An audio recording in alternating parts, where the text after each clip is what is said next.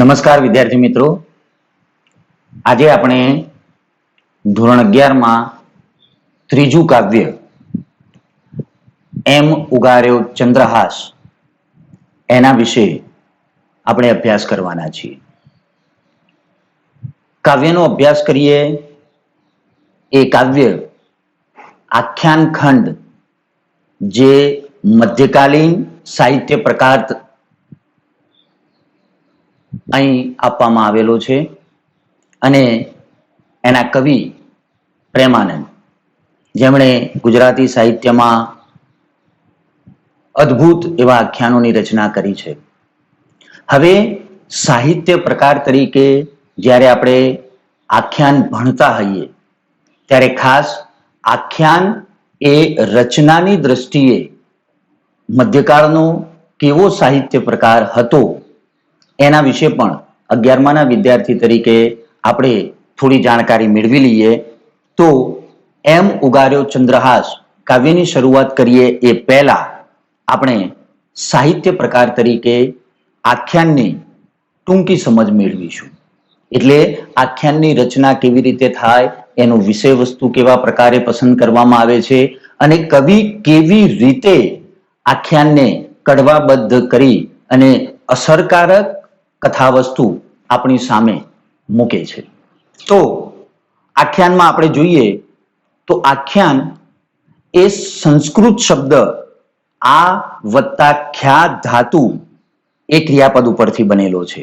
કારણ કે આપણી ભાષા એ સંસ્કૃત ભાષામાંથી ઉતરી આવી છે, એટલે એના અનુસંધાનમાં આ વત્તા ખ્યા એ ધાતુ ક્રિયાપદથી આખ્યાન એવું નામ એનું પડ્યું, જેનો અર્થ થાય છે માંડીને કહેવું. એટલે આખ્યાનનો અર્થ માંડીને વિગતવાર કથા વસ્તુ તમારી સામે મૂકવાની વાત જ એના અનુસંધાનમાં છે. એટલે કે વિસ્તારીને કહેવાનો કાવ્ય પ્રકાર છે. કવિઓ આપણા પ્રાચીન ગ્રંથોમાંથી કે જે તે સમયના એવા મોટા રાજવીઓના સંદર્ભમાં કોઈ પણ એકાદ એવું કથા વસ્તુ પસંદ કરી અને કવિ પોતાની રીતે એનું અસરકારક વર્ણન કરી અને એ આપણી સામે મૂકે છે. એટલે આખ્યાનનો અર્થ જ થાય માંડીને કહેવું. એનું કથા વસ્તુ રામાયણ, મહાભારત, ભાગવત ઇત્યાદિ પ્રાચીન ગ્રંથોના પ્રસંગો ઉપર આધારિત હોય છે. આ સિવાય શ્રી કૃષ્ણના જીવન ઉપર, ભગવાન શ્રી રામના જીવન ઉપર, ભગવાન શિવજીના જીવન ઉપર કે એવા જૂના સમયના રાજા મહારાજાઓના જીવન ઉપરની કથાઓ પણ આખ્યાનમાં આલેખવામાં આવી છે. એટલે આ ગ્રંથો કે આ બધા પાત્રોમાંથી કોઈ એક પ્રસંગને કવિ પસંદ કરે અને એ પ્રસંગમાંની વિષય વસ્તુને પોતાની રીતે એ વર્ણન કરી અને આપણી સામે સાહિત્યમાં મૂકે છે. એટલે આવા પ્રાચીન સમયના કથા વસ્તુને જાણ સારું કવિઓ એવા વિષય વસ્તુને પસંદ કરી અને પ્રાચીન ગ્રંથોમાંથી રામાયણ હોય, મહાભારત અથવા તો આપણા જે એવા પ્રાચીન ગ્રંથો છે એ ગ્રંથોમાંથી એવી કથા વસ્તુ એ આપણી સામે મૂકવાનો પ્રયત્ન કરે છે. આખ્યાનની વિદ્યાર્થી મિત્રો બીજી સૌથી મહત્વની જે વાત છે કે એ અભિનય સાથે ગાઈને સંભળાવવાનો કાવ્ય પ્રકાર છે. તમે પાઠ્યપુસ્તકમાં પણ જો કવિ પ્રેમાનંદનો ફોટો જોશો તો એ પણ મોટી માણ એટલે કે ગાગર, અને એ ગાગર ઉપર પોતાના આંગળીઓ ઉપર વેઢ ચડાવી વગાડતા જાણે કે આખ્યાન લલકારતા હોય એ રીતે એમનો ફોટો પાઠ્યપુસ્તકમાં પણ આપેલો છે. એટલે એ ગાય અને સંભળાવવાનો પ્રકાર છે. કારણ કે મધ્યકાળમાં બધું સાહિત્ય પદ્યમાં જ હતું.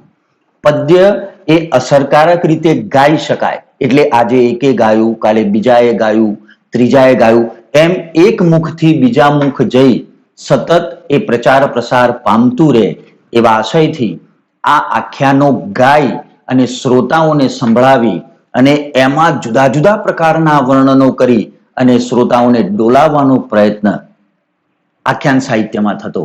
અને એ એની સૌથી મોટી વિશેષતા કહી શકાય. કારણ કે કાવ્ય તરીકે એ લખી તો શકે જ, એ લખી તો કાઢ્યું જ, પણ ગાય અને અસરકારક રીતે શ્રોતાઓ સામે મૂકવાની જે કળા છે એ આખ્યાનની સૌથી મોટી વિશેષતા છે.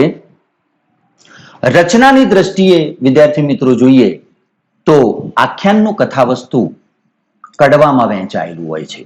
આ તમને એમ થાય કે ભાઈ કડવું એટલે શું? તો કડવું એવું નામ આપેલું છે. જેમ તમે સંસ્કૃત સાહિત્યના મહાકાવ્યો જુઓ તો મહાકાવ્યોમાં જુદા જુદા વિષય વસ્તુનું વર્ણન કરવા માટે એને સર્ગમાં વિભાજિત કરવામાં આવે છે. કારણ કે બહુ લાંબુ કાવ્ય એક સામટું લખાઈ જાય તો એની જે કંઈ મજા રહેવી જોઈએ એ રહે નહીં. એટલે થોડા થોડા થોડા થોડા ભાગોને વિભાજિત કરવા માટે મહાકાવ્યમાં જેમ સર્ગથી એને જુદું પાડવામાં આવે. નવલકથા એ પણ સાહિત્યનું મોટું સ્વરૂપ છે. એટલે નવલકથામાં પણ જુદા જુદા પ્રસંગોને દર્શાવવા પ્રકરણ વાઇઝ એને અલગ પાડવામાં આવે છે.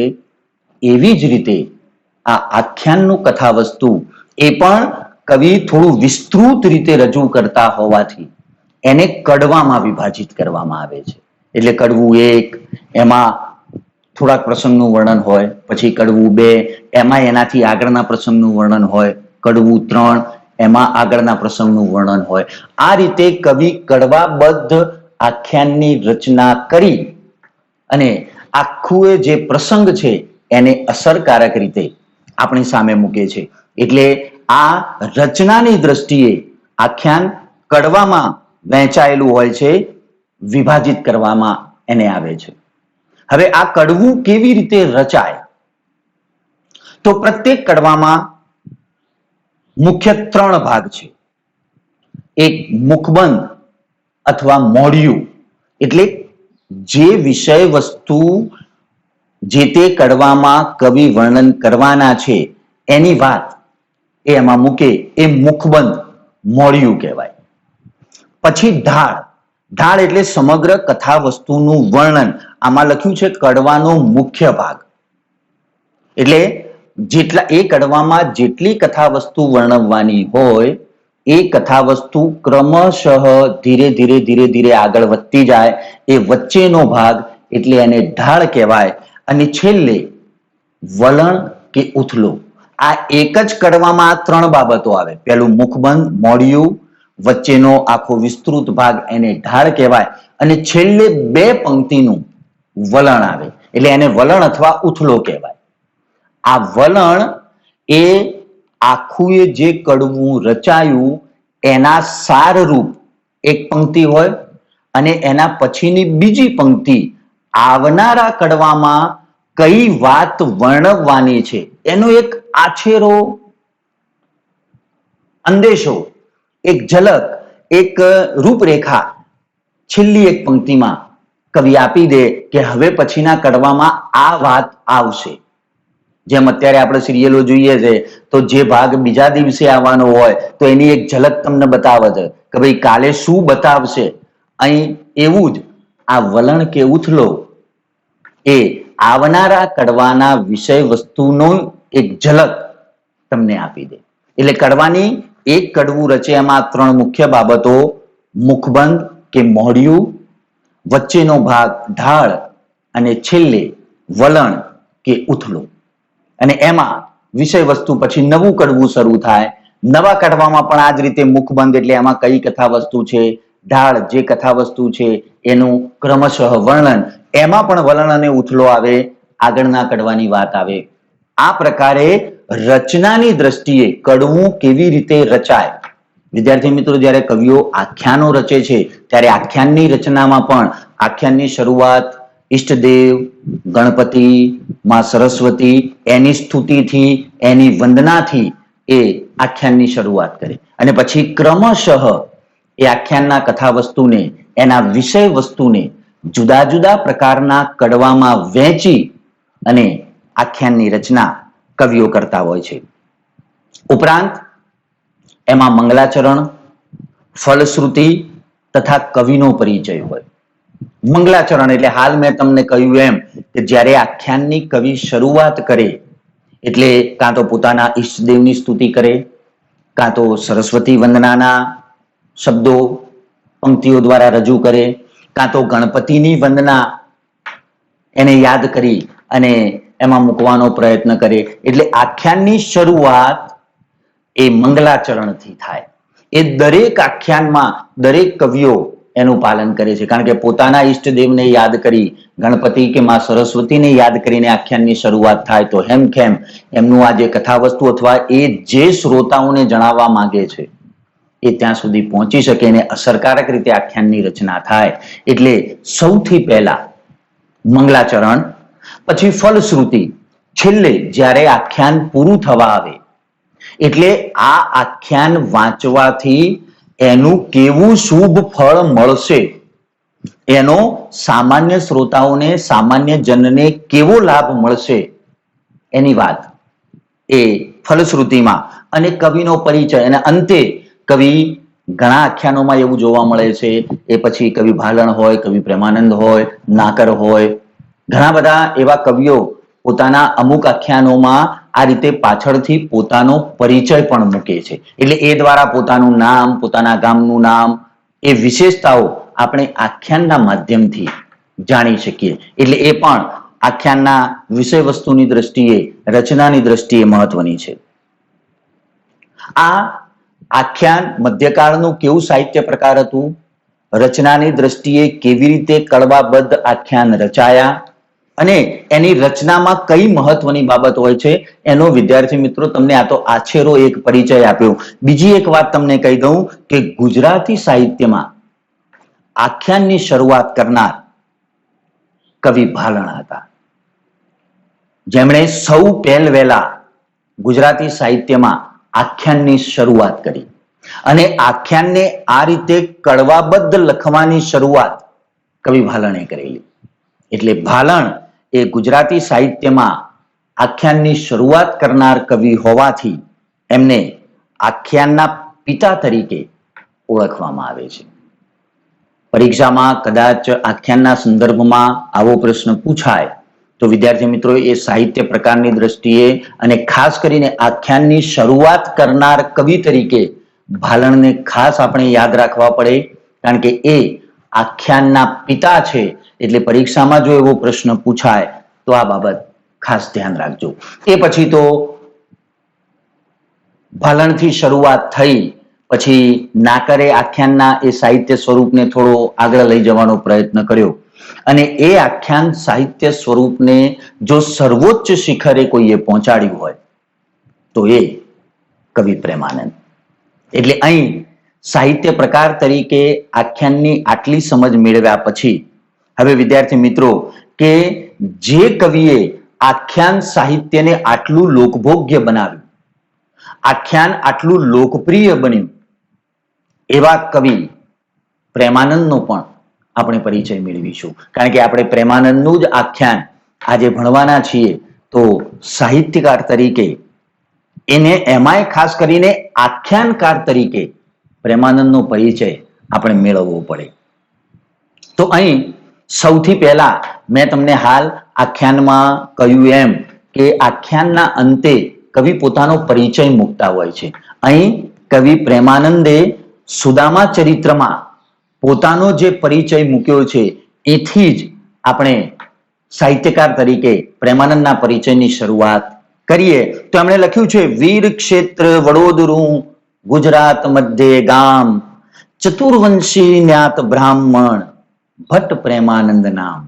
એટલે તમે જુઓ અહીં પોતાના જન્મ વિશે, પોતાના ગામ વિશે, પોતાની નાત કે જાત વિશે અને પોતાના નામ વિશેની માહિતી કડવામાં જ, આખ્યાનમાં જ એમણે આપી દીધી. કારણ કે પ્રાચીન સમયમાં આવા, એમાં ખાસ કરીને મધ્યકાળના આવા જે પૂર્વ કવિઓ છે એમના જન્મ વિશે ઘણા બધા મતમતાંતરો હોય છે, કારણ કે એક્ઝેક્ટલી એમનો એવો કોઈ સમય ક્યાંય નોંધી રાખેલો હોતો નથી.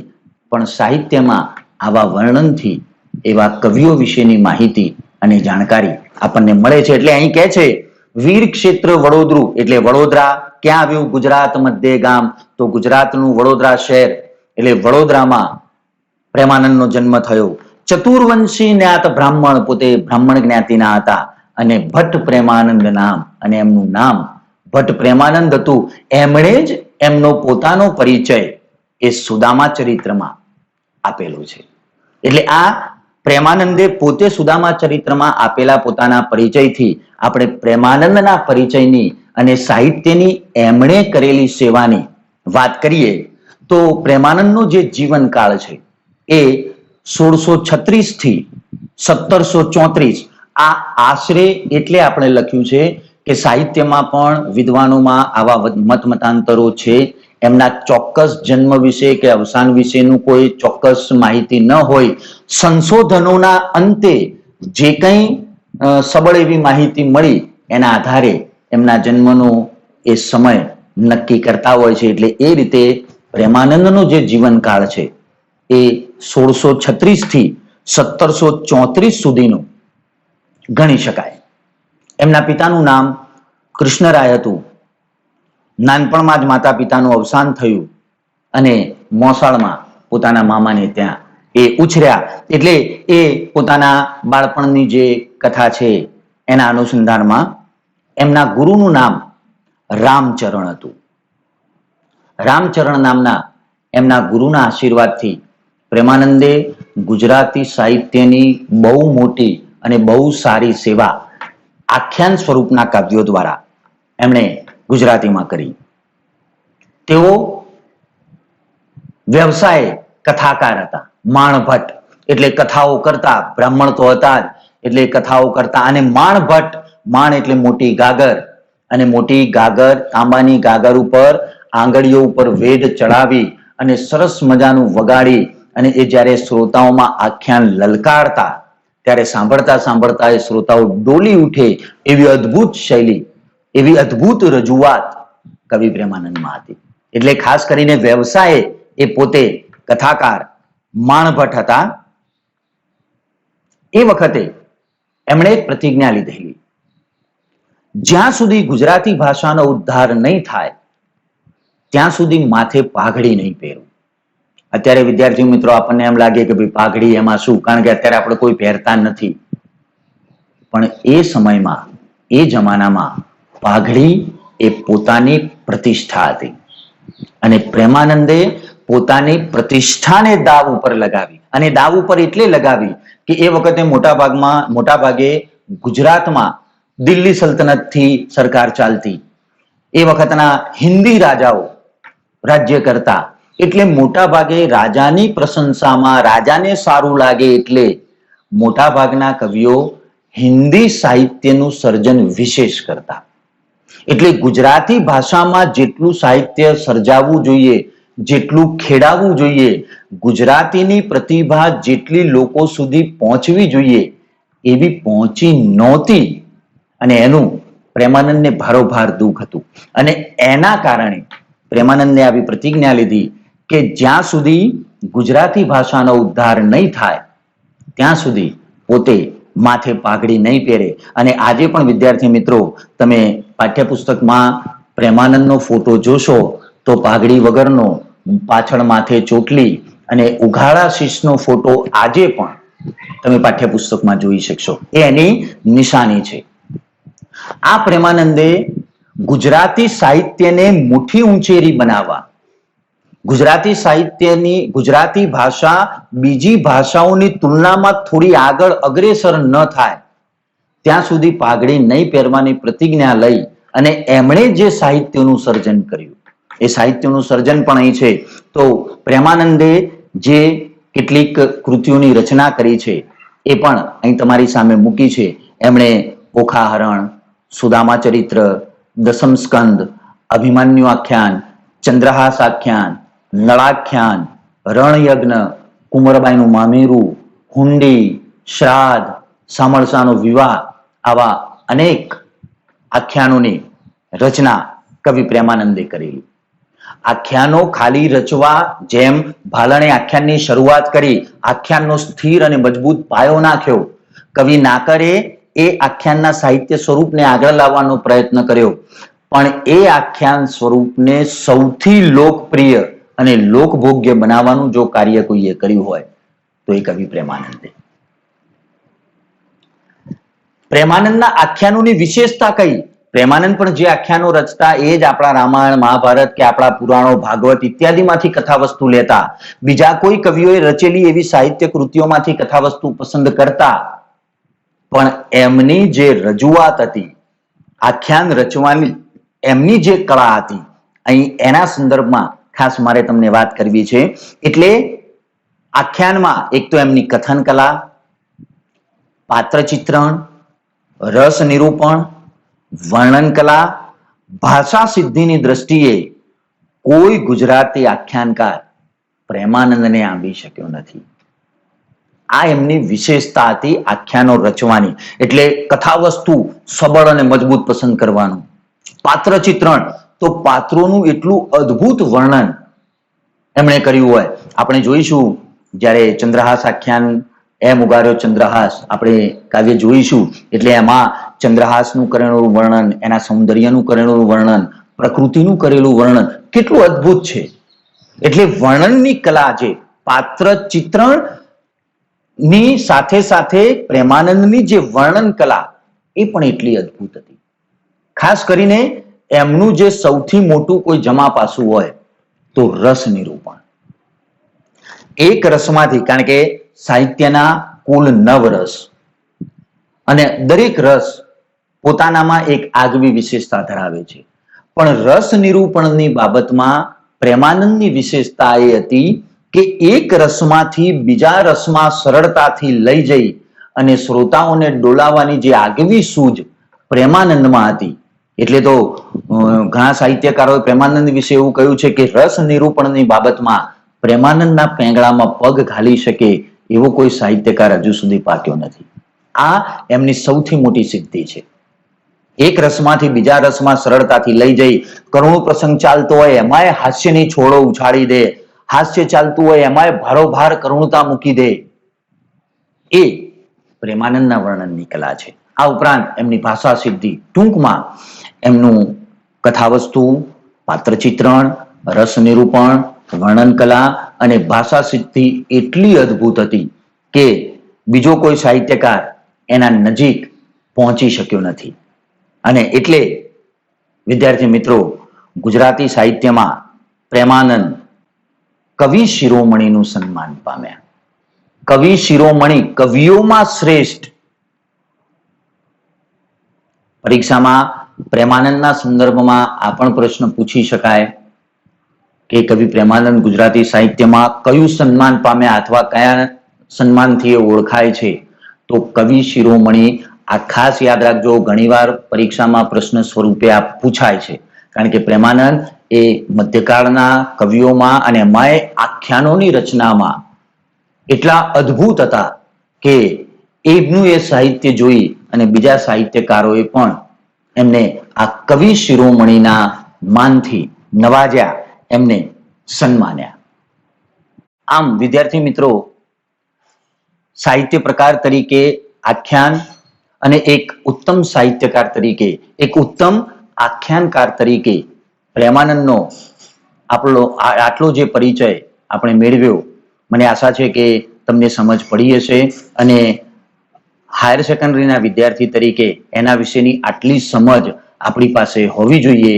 અહીં તમને આ સમજાયું હશે